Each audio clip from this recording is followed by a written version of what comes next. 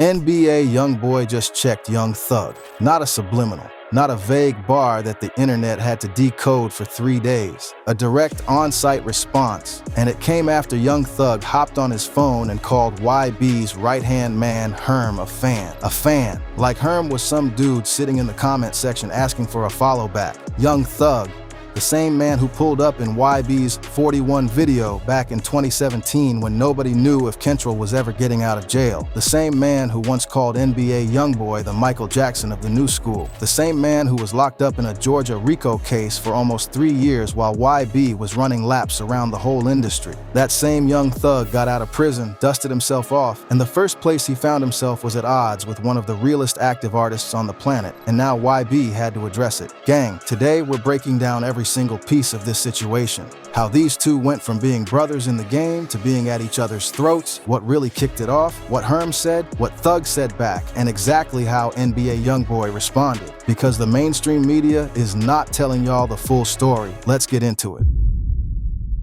To understand why this situation hits different, y'all gotta understand who both of these men are in this culture and what they represent. Because this ain't just a Twitter beef between two irrelevant niggas. This is between two of the most important artists to come out of the South in the last decade. Let me start with Young Thug, born Jeffrey Lamar Williams on August 16, 1991, out of Atlanta, Georgia. This man changed the entire architecture of rap music. No cap. Before Thug, the way rappers used their voice had a rule book. You rap hard, you rap aggressive, you stay in your pocket. Young Thug threw that rule book in the trash and set it on fire. He sang when rappers weren't singing. He wore dresses when that would have gotten a nigga laughed off the block. He mixed melodies with street content in a way nobody had done before him. And then he built YSL, Young Slime Life, into one of the most powerful labels in Atlanta, signing Gunna, Yak Gotti, Unfunk, and running the culture out of the city for years. By the time the feds came knocking in May of 2022, Young Thug's influence had already spread to every single rapper you hear on the radio right now. His DNA is in their flows, whether they admit it or not. Now, NBA Youngboy, born Kentrell Deshaun Gaulden on October 20th, 1999, out of Baton Rouge, Louisiana,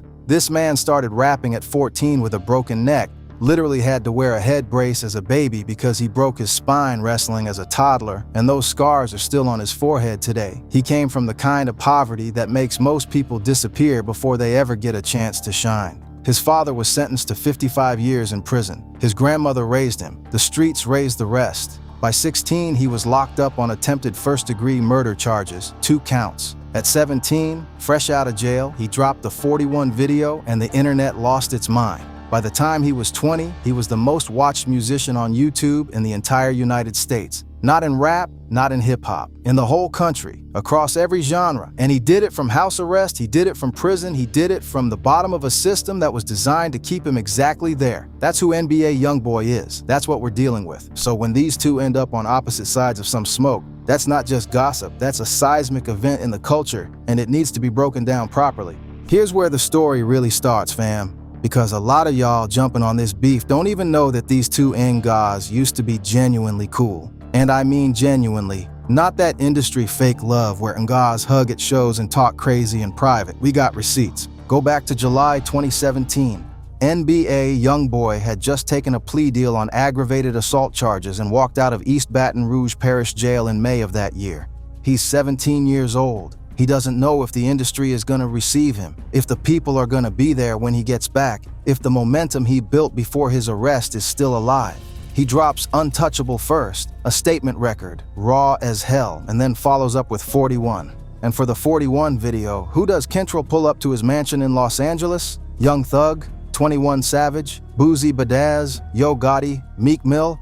God, that's not a feature list, that's a declaration. That's the culture saying this youngin' is certified. And Young Thug being in that video wasn't charity. Thug was at the peak of his power in 2017. He was on slime season. He was the most innovative rapper on the planet at that moment. He didn't have to pull up for no 17-year-old from Baton Rouge. He chose to. That kind of love, that's real. That's two artists from different southern cities recognizing something in each other. Both of them grew up with nothing. Both of them had the legal system on their backs before they were old enough to drink legally. Both of them were called weird for doing music the way they did it. Young Thug was out there wearing skirts and crying in his lyrics while rap was still trying to perform hard. NBA Youngboy was a teenager rapping about murder and heartbreak and crying on tracks before trap music made that commercially acceptable. They had that same energy, raw, unfiltered, real, and the love didn't stop at the video. In 2018, Thug posted a photo of him kicking it with YB and 21 Savage on his Instagram story. He was vocal about his admiration for the youngin'. And years later, even after everything, in December 2022, while he was sitting inside jail waiting on that RICO case to play out, Youngboy cited Young Thug as one of his top 5 favorite rappers. Top 5. This man was locked up dealing with the most serious legal situation of his life, and he still put Thug in his top 5. That tells you how deep that respect ran on YB's side. But here's the thing about the streets, gang, and here's the thing about this industry. Nothing stays comfortable forever. People get out of pocket, loyalties shift, alliances change. And when you're both operating at the top of your game, in the same lane, with the same kind of rabid fan bases who are constantly putting you in competition with each other, friction is almost inevitable.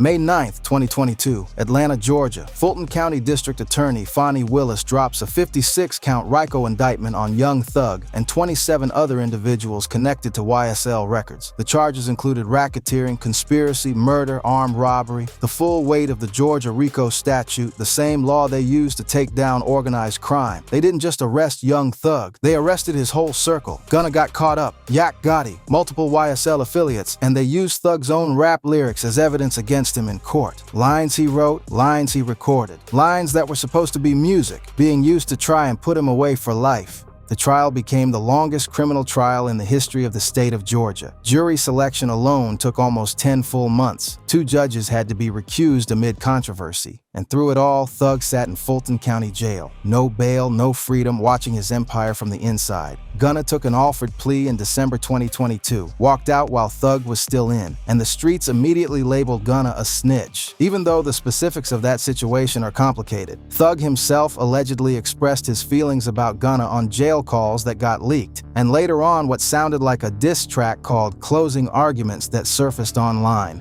All of this is happening, all of this pressure, all of this trauma, all of this betrayal. 2.5 years of his life gone, sitting in a cage while the world moved on. Now here's where NBA Youngboy comes in on the other side of this picture. While Thug was locked up from May 2022 to October 2024, what was YB doing? Making history. He was on house arrest in Utah, literally recording from inside his home and still dropping music at a pace that nobody in rap could match. He became the most streamed independent artist in the game after leaving Atlantic Records. He dropped project after project. He built Never Broke Again into a real movement. He turned down a $25 million deal from his label because he understood his worth. He was doing it without the industry machine behind him, without a major label, without the platforms that usually gatekeep your success. When Thug finally walked out of jail on Halloween, October 31st, 2024, after taking a plea deal that gave him 15 years of probation and restricted what he could even say in his own lyrics, the landscape of rap had changed. And NBA Youngboy was one of the biggest reasons why. Now here's where it gets interesting, because when Young Thug first got out, he was not on no beef energy with YB at all. If anything, it was the complete opposite. Fresh out of jail in late 2024, Thug reconnects with Metro Boomin, starts working on his comeback. He's rebuilding. And during this period, he hops on Adin Ross's live stream, which at this point is like going on national television for the culture. And he's asked about different artists. When Aiden brings up NBA Youngboy, Thug doesn't hesitate. He says, and I'm paraphrasing here, top GOAT, the Michael Jackson of the new school. He even said YB needs to drop some music right now, the Michael Jackson of the new school. From Young Thug, the man who literally reinvented the sound of an era, calling another nigga Michael Jackson. That's not something you say just to be political. That's genuine admiration. He even put out feelers about a potential collab. In July 2025, Thug was publicly saying he wanted YB to hit him up. The fans were going crazy at the idea of a Young Thug and NBA Youngboy project. Think about what that would sound like. 2 of the most melodic, street-rooted, emotionally raw artists of their generation on the same tape. That collab had hit written all over it. So what changed? What happened between "He's the Michael Jackson of the new school" and "Shut your fan ass up"?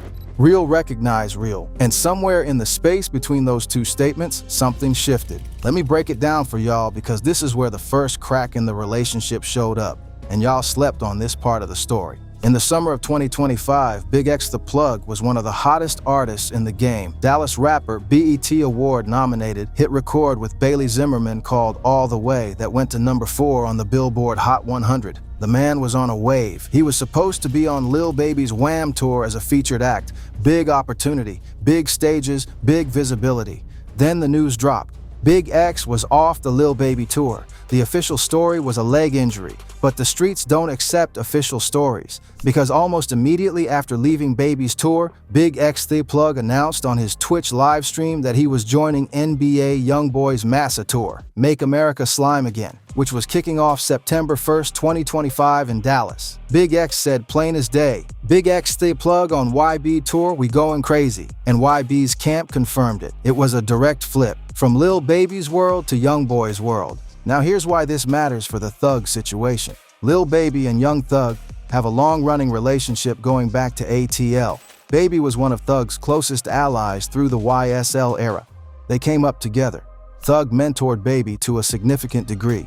That bond is real. So when Big X leaves Baby's tour under mysterious circumstances and immediately links with YB, that created tension in the Atlanta camp. And Young Thug, who was now back and publicly realigning himself with the ATL ecosystem, apparently had something to say about it, and that's where the smoke started seeping through the cracks. Because Youngboy's camp picked up on the energy coming from Thug's direction, and YB being YB, the man does not let tension sit and ferment. He addresses it. October 15th, 2025, NBA Youngboy drops a record with Birdman and Hermthaw Black Sheep called Fuck That Naga, official video. Dropped through Never Broke Again in Atlantic. And the way the internet received this record, the timing, the content, the energy, people were immediately reading between the lines. Think about it, Birdman is cash money. He's a New Orleans legend. He's been in the industry for 3 decades and he has a personal code about how real ninjas operate and who deserves respect. You don't put Birdman on a record that's just a regular flex tape. When Birdman shows up, it's a statement. And the hook? Hermthaw Black Sheep riding with a chorus that's basically a direct dismissal. A big fat nah, fuck that nga. That ain't a party record, that's a declaration. Now, Hermthaw Black Sheep is important to understand here.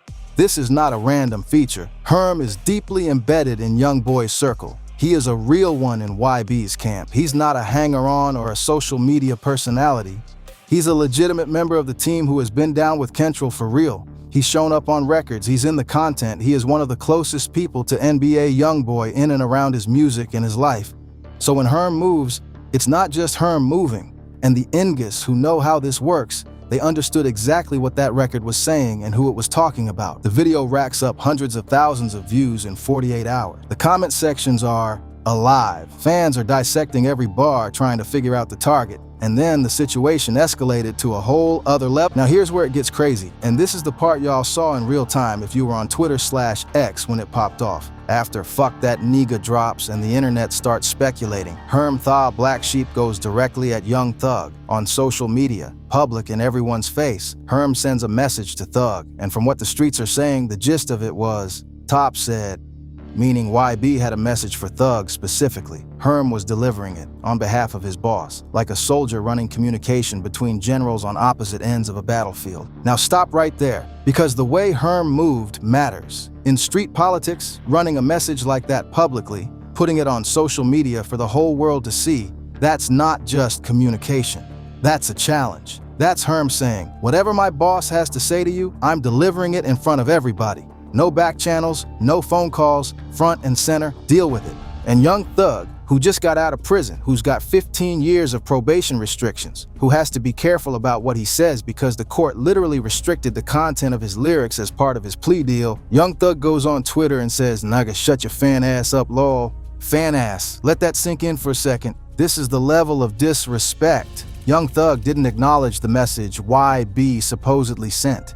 He didn't address Kentrell directly.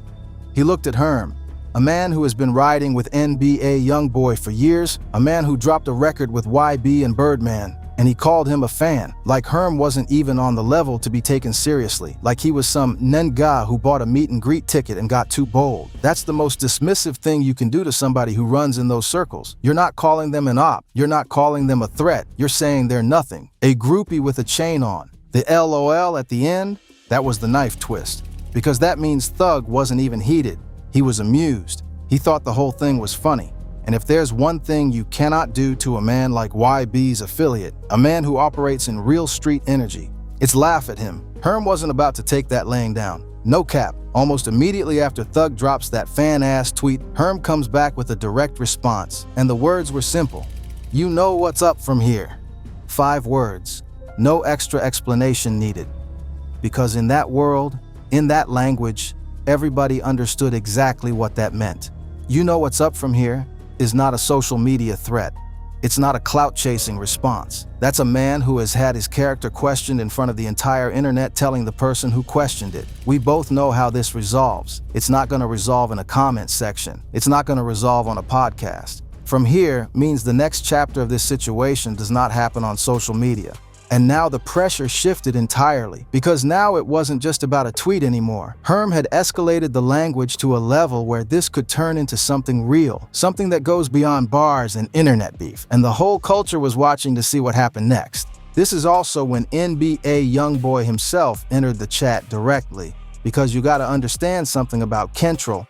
When somebody disrespects his people, he takes it personal. He doesn't just let his circle get ran on and sit quiet. That's not who he is. He's been that way since he was 14 years old in Baton Rouge with nothing. You come for his people, you come for him. Now this is what the title is about, gang. This is what y'all clicked for. NBA Youngboy's response to Young Thug. And here's the thing you need to understand about how YB operates when he's addressing beef. He doesn't always come out and say a name. Sometimes he's direct. Sometimes he lets the context do the talking. But when Youngboy responds to something, you feel it, you understand it, because his energy is not manufactured. There's no PR team crafting a statement. There's no publicist cleaning up the message. It's Kentrell, raw, direct, and absolutely without a filter. YB's response to this whole situation with Thug came through a combination of channels, through his social media, through his camp, and through the music. And the message was consistent across all of it. The core of what he was communicating. Thug doesn't get to call somebody in my circle a fan when he knows exactly what time it is, when he knows what this camp is about, when he himself was the one praising me on live streams and calling me the Michael Jackson of the new school. Don't call my niggas fans. These ain't fans. These are the same people who are gonna ride whether the sun is shining or not. There's also a deeper layer here that YB's response pointed at, and this is what the real ones picked up on. Young Thug made his plea deal in October 2024 with conditions that included restrictions on who he could contact and what he could say in his music. He came home to 15 years of probation, and almost immediately, he's getting into it with one of the most respected and feared names in the game. The question that the streets started asking, the question that got floated across social media and in barbershops and on podcasts was, is this the move of a man who's free and has clarity? Or is this a man who's not fully settled yet, who's still carrying the prison energy, who's looking for footing in a landscape that moved on without him? Because here's what nobody in the mainstream is saying, but everybody in the culture is thinking. Young Thug was gone for almost 3 years. 3 years in this industry is a lifetime. When Thug went in, the landscape looked one way. When he came out, NBA Youngboy had cemented himself as the most dominant independent force in rap without a single major label behind him. He turned down $25 million.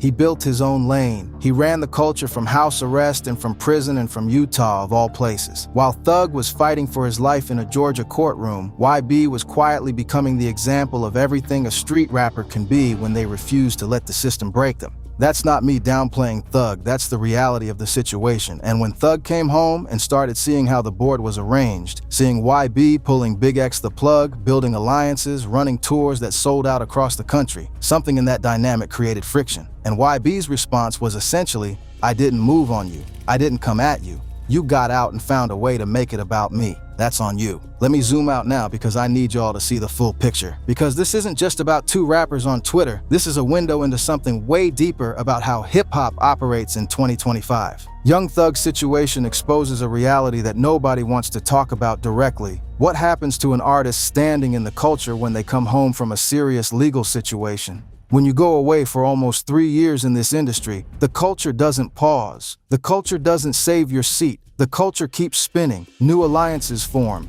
New artists rise. New beefs start and get squashed and start again. And when you come back, you have to reestablish your position from scratch, no matter how legendary you are. Thug is one of the most important artists to ever touch the mic. That's not debatable. But coming home and immediately having friction with NBA Youngboy's camp, That doesn't help him. Not because YB is untouchable, but because at this moment in 2025, NBA Youngboy's fan base is one of the most loyal, most vocal, and most active fan bases in all of music. These aren't casual listeners. These are people who will literally show up for Kentrell in every sense of the word. Thug knows this, the industry knows this, and picking a fight with that camp, even indirectly, even by dismissing Herm as a fan, is a calculated risk that most people would avoid. But then again, Young Thug has never in his life calculated his risks the conventional way. That's been both his greatest strength and his greatest vulnerability. He wore skirts when that was dangerous. He built YSL when they told him it was too much. He made music his way when the industry tried to put him in a box. And apparently post-prison, he's still doing things his way, which means when he feels disrespected, he says exactly what's on his mind, probation conditions and all. The problem is NBA. Youngboy also has never in his life swallowed disrespect quietly. These are two men with the same spiritual DNA when it comes to how they operate. Neither of them backs down. Neither of them plays the politics game. Neither of them is going to suddenly decide that optics matter more than pride. So when these two worlds collide, it doesn't de-escalate easily, because neither side is built to de-escalate. And here's the real tea that the culture needs to sit with. These two men used to be on the same team. They used to pour love on each other publicly. They used to be the type of niggas where if you messed with one, you messed with the other. And now we're watching them orbit toward each other in opposition. That's a tragedy in the middle of what could have been one of the greatest collaborations in Southern rap history. Because a Young Thug and NBA Youngboy tape, one built on genuine mutual respect, would have been a cultural monument. Instead, we got a Twitter diss and a 5-word promise of consequences. The streets are watching, the culture is watching, and every move both of these men make from here is going to be dissected under a microscope. Now let me put on the detective hat, gang, because I've been doing this long enough to know that what you see on the surface of a beef is never the whole picture. There are always layers. There are always things that happen that don't make it to the blogs. Here's what I think is really going on. When Young Thug came home, he came home to a rap landscape where his two closest relationships had complicated. Gunna, his protege, one of his biggest artists, was seen by the streets as having cooperated, and Thug's own jail calls confirmed his feelings on that situation. The YSL crew was fractured by the trial. Multiple co-defendants had scattered, some took deals, the whole unit was broken apart in ways that courts don't fully put back together just because the trial ends. So Thug is rebuilding. And part of rebuilding, for a man like Jeffrey Williams, means reestablishing what his circle looks like, what his energy looks like, where he stands in the pecking order.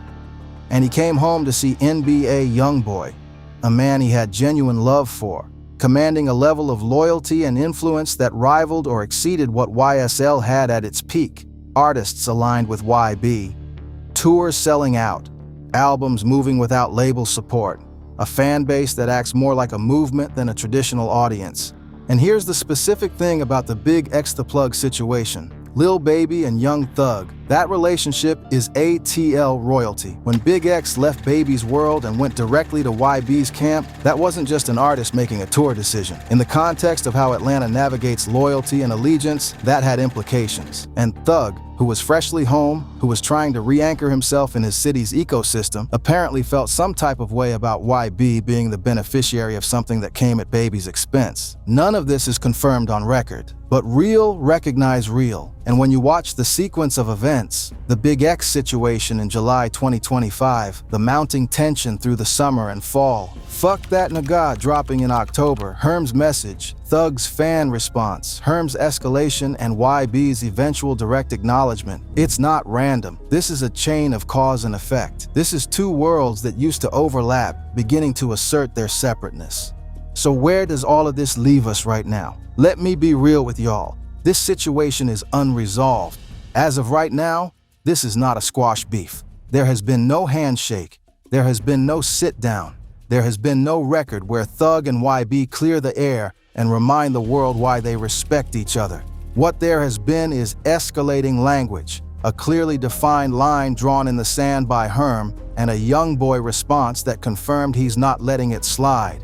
What we know for certain, Young Thug is on 15 years of probation with restrictions that include his lyrical content. That is a massive limiting factor in how he can respond to this publicly through music. He literally had conditions placed on his freedom that restrict what he's allowed to say on record. So Thug's hands are partially tied in a way that YB's are not.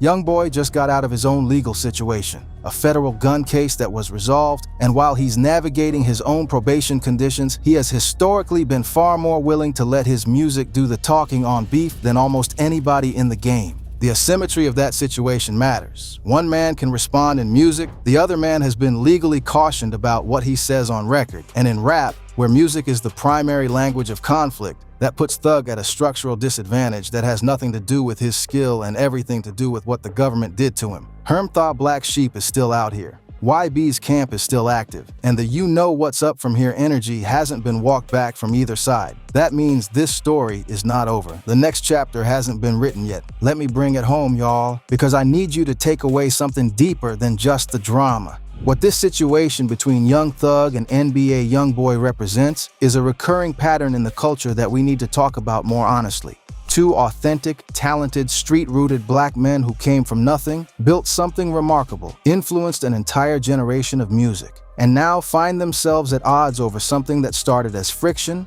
and could end as war. And the culture feeds on this. Fans pick sides. Twitter algorithms amplify the most inflammatory takes. Content creators, myself included, break it down and rack up views. But at the end of the day, when the views fade and the next beef takes over the timeline, the real cost of this kind of conflict falls on the actual people involved, not the audience watching. Young Thug came home after almost 3 years. He rebuilt his relationships, got back in the studio, headlined festivals, proved the music was still there. That's a comeback story. That's something worth celebrating. NBA Youngboy is out here running the independent rap game in a way that nobody thought was possible 5 years ago. That is something worth celebrating. The fact that these two men, with all of that between them, are now burning energy on each other instead of making the music that both of their fan bases actually want. That's the real loss here. But it's also the streets. And the code of the streets doesn't always allow for the rational calculation of what makes sense in the long run.